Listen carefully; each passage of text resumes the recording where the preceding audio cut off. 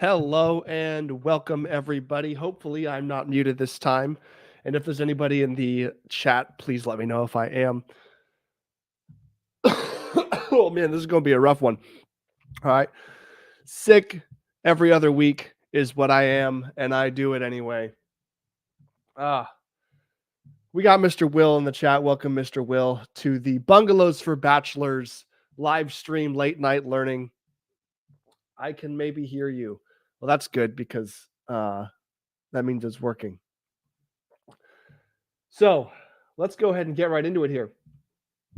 My name is Sam, of course, and this is the Bungalows for Bachelors Late Night Learning. If you are somebody who wants to have the opportunity to better your life by knowing more about construction in many ways, one of which being getting some good old financial freedom, seeing how you could put some equity into the things you are building, and just knowing about construction, see how that helps you out and stuff. This is the place to be. Bungalows for Bachelors is the place for you, and you ought to check out the school server that I've got for the BFB Success Team. It's in the link below. Go check it out. It is free. You can join it if you're qualified, if you've got the right motivations. And hey, who knows? Maybe you'll get in. Maybe you won't. But yeah, Bungalows for Bachelors. Check it out. Now, the other thing I wanted to shout out was Hex. Hex is the world's first blockchain certificate of deposit, for those who do not know. And if you want to learn more, you should check out the link in the description below if you want to potentially look at making your life better. Again, it's the first time I've said this, but it is a cryptocurrency, right? And if you don't know much about cryptocurrency, you should know that you should know about cryptocurrency.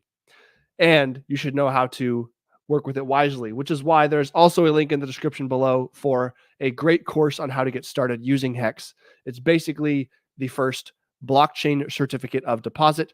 If you lock up your money, you get a return for your money being locked up, and then when you get your money back, it's grown and stuff, and that's just cool, right? It's on the blockchain. There's no middlemen. There's no diluted value. It's all right there. So that is exactly right. Will says self-sovereignty. That is correct. Cuatro Cinco. That is the way to go.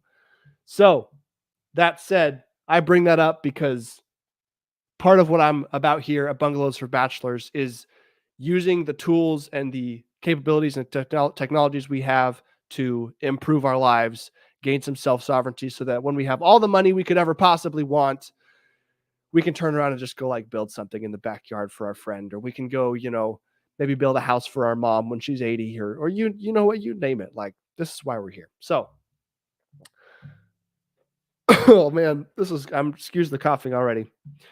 But basically, speaking of blockchains, we're going to talk about blocks today, and it's got nothing to do with blockchains. It's got everything to do with wood, because that's what we like to wow, that's what we like to talk about here at Bungalows for Bachelors. So, what is a block? Oh man, I gotta be a little bit less rambunctious in my voice here. A block of wood is exactly that. A block it's a piece of wood that is usually short, like you're gonna chop it off of something. You got a bunch of squirrely, twisty boards you're gonna cut up into little blocks. Those blocks are gonna go in the house. Right now, why are we gonna put the blocks in? We're gonna talk about that. What are they for? How do they help us out? And one of the things I want to talk about is that structural blocks are important. They do need to go in, right? But most of the wood of your house is already built. If we're talking about putting blocks in. So, wow, I'm gonna take a drink of my bourbon here. Sponsored by Elliott Custom Homes. Okay. So, structural blocks. Why are they important? Let's go over those real quick, and then we'll get to the more fun types of blocking.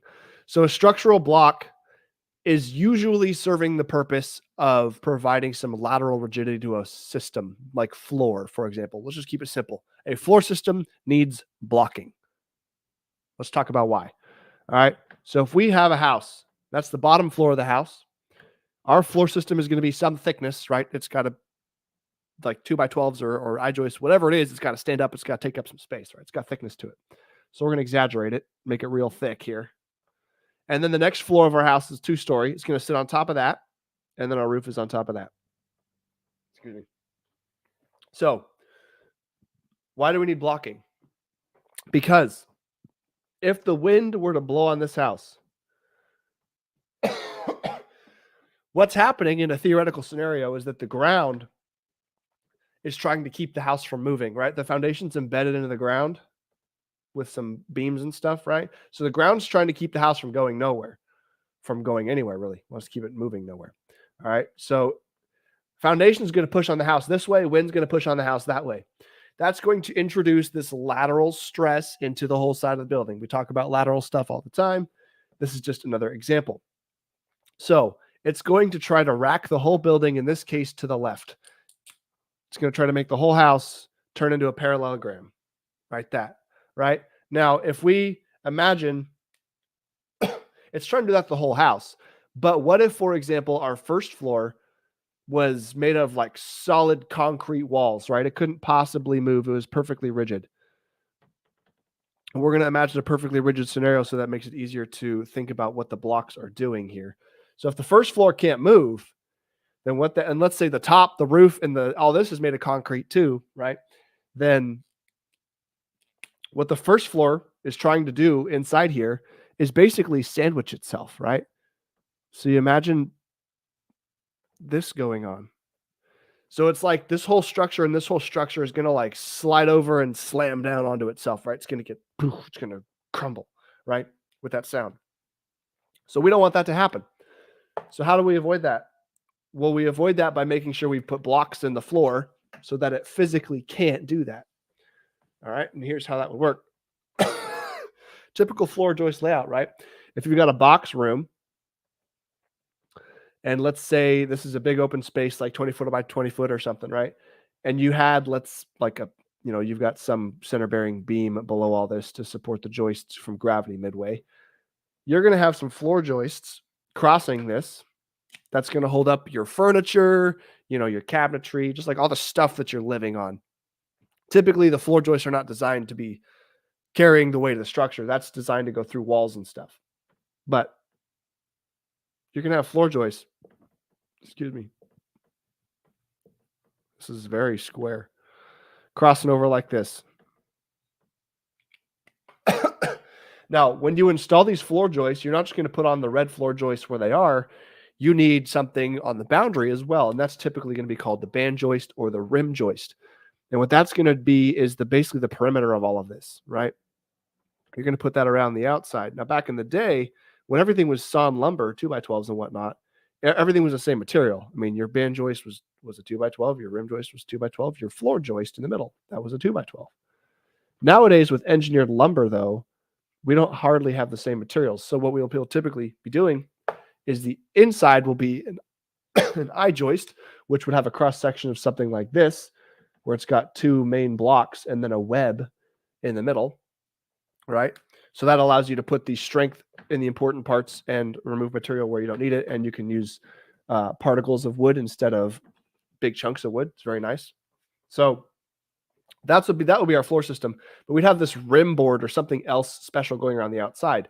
And that kind of keeps everything locked together. And then you're going to usually nail through the rim board on these ends. And that's going to lock those joists in. Ooh, low battery in the headset. That's going to lock those joists in so that they can't rotate on the ends, right? There's some of the lateral stiffness that we needed from before.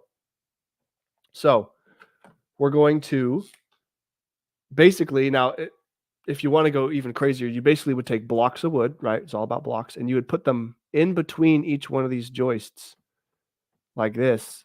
And when you put the physical thing in there and you nail it all together, let's draw a little side view here, right? So we had our I-joist like this. If we take a big block of wood and we put it in here next to it, and you can't see the rest of the wood because it goes over that way, and you put one on this side too, presuming they're all touching, right?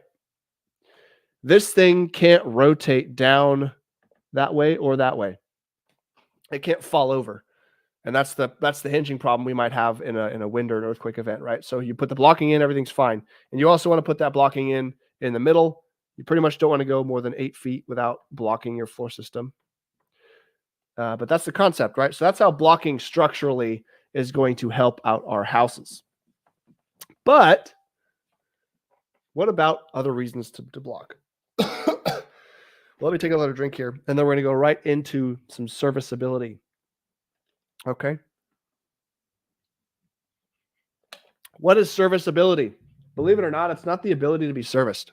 That would make sense. Serviceability has more to do with the function of the house, right? So we don't just build houses to live in them and not do anything with the houses, right? We can't just like cabinets in the kitchens. Like we don't just build the house shell and live in it. That would be silly, right? We want to use the house for things. So what do?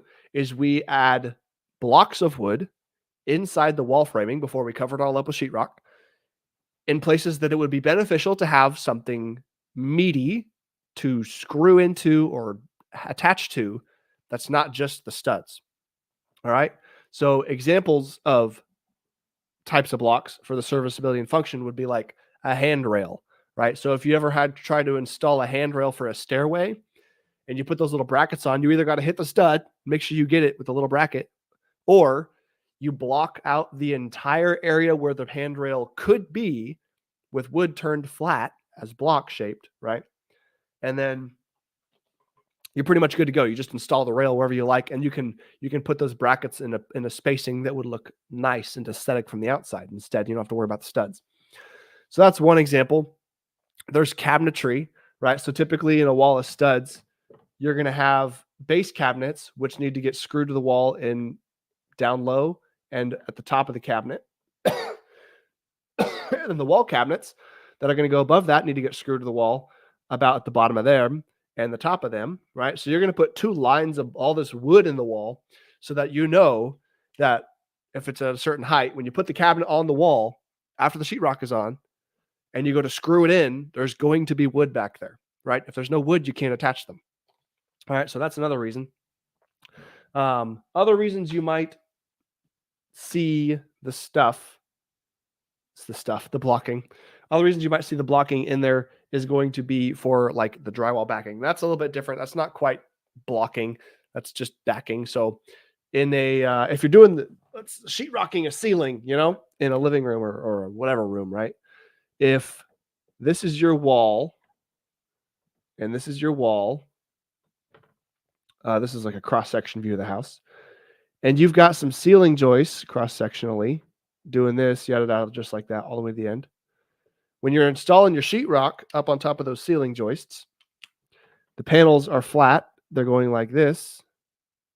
And that's cool and all. We have something to screw to when we're doing that, but we don't have anything to screw to on the end. So what we do is we will turn a piece of blocking or backing flat and we'll screw or nail it down to the wall. And that gives us something to end the sheetrock on in the ceiling so that it can be attached at the ends of the sheetrock. That's another example. Aside from the drywall backing, there's also, pretty much anything that you could think of, like you want to attach something to your wall and you want wood and good, everybody's had the toilet paper holder get loose after like 3 pulls of toilet paper because it's got some drywall anchor and it's not screwed into wood, right? That's a pain. We want to really be able to like honk on those toilet paper rolls. And so we got to make sure that, they're attached to wood. So, anything like that kind of makes sense. Bright Green Observer says more surface to anchor to. That is correct. You're basically anywhere you might want to attach to your wall for any reason, you should put a piece of wood behind the sheetrock.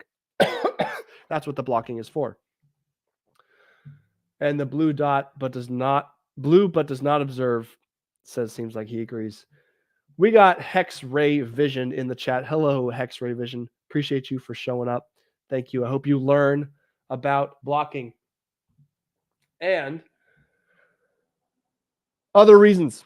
are going to be like, let's say, last one for serviceability, like TV mounts. Actually, second to last one, I got a better one. A TV mount, right? If you're going to put a huge weight on your wall, yeah, the TV mounts are kind of designed to like hit some studs if you got to hit the studs, but you'd rather just have a flat surface of wood so you know you can put the TV mount exactly where you want it.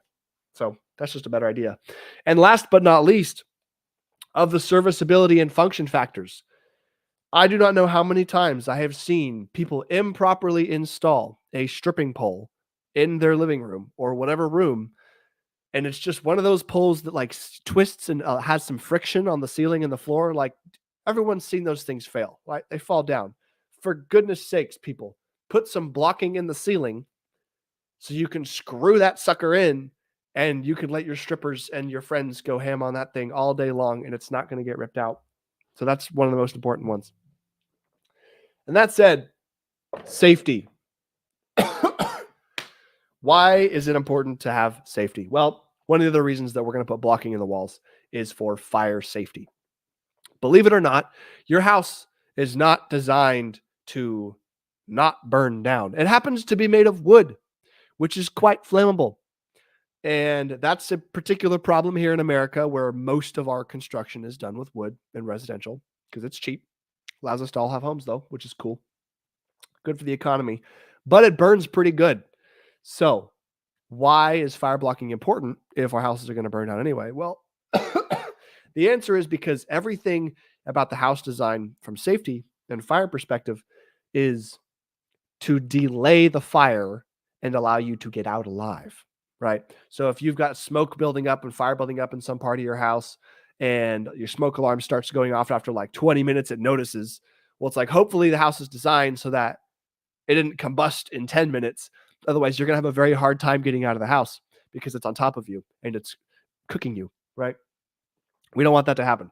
So fire blocking basically allows you to delay the passage of fire from one place to another, usually inside wall cavities or inside places. So inside this wall, this is an 8-foot wall here in this apartment. So very unlikely that there is a blocking line in the wall because 8 foot to 10 foot is kind of a standard, like you would block every 8 feet, right? So there's not going to be a blocking line in this one. But if I had like a 20-foot wall, I might block every 8 feet or so up the wall all the way down. And what that does is about every block is basically a 1 hour-ish fire rating that's going to keep the fire from passing up the wall. If it's got into the cavity, the wall cavity itself behind the sheetrock, it's going to take about an hour to burn through that blocking line, right? So it allows us to delay the spread of the fire. And fire blocking is not just in your walls. It's going to be under your stairways. It's going to be in places where certain cavities are exposed to other cavities in your floor system. The whole point is to delay the spread of any fire. You don't want open areas that just allow the flame to go wherever it's going to go because that burns things quickly. So that is what fire blocking is all about. Okay, let me take another drink of my magical bourbon's good for the throat, especially served in a mug. Oh, we got the Red Observer in the chat as well. He said it's free real estate. Yes, sir. And the One Yellow Observer says, I heard that at Hex Ray Vision can see through garbage improperly installed.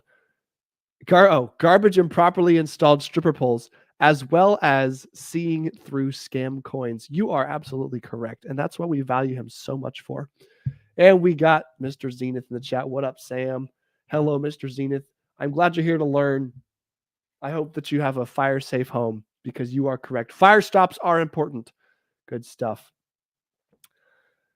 And Will says, aloha, Zenith. Welcome to the Wood School. This is the Wood School where you learn about wood and money and how money is actually just a figment of your imagination and it comes from wood, which is also a figment of your imagination.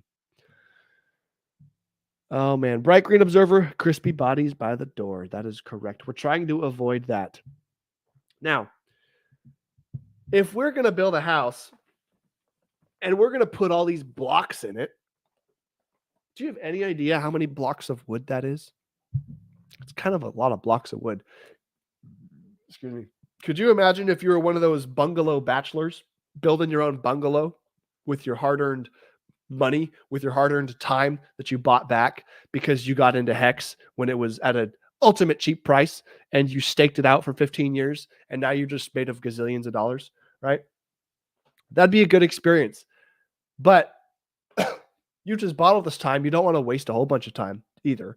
So what you're going to do is while you're over here up on the roof doing your cool stuff, installing your blocks, you're going to have what we call politely the cut guru. Here's your cutting station down here on the ground with your saw, right? And you got your big stack of lumber. You're going to have a cut guru down here because somebody, wow, that's a nice set of arms. And he's happy because he's the cut guru and he's not risking his life up here. He's just risking losing his fingers down here. He's going to take these stacks of lumber and all this whatnot, scrap wood and everything, and he's going to be cutting your blocks for you because what you don't want to do is get down, cut a few blocks, as many as you can carry it over to where you're doing it, install a bunch of blocks. You want to be able to say, hey, 32 inches, hey, 32 and 7/16, hey, 2 inches, whatever your block size needs to be. And this guy's just going to, oh, bam, bam, thank you, ma'am. I'm going to go cut it for you, and we're going to install it. And he'll throw it up to you real fast, just like that. And hopefully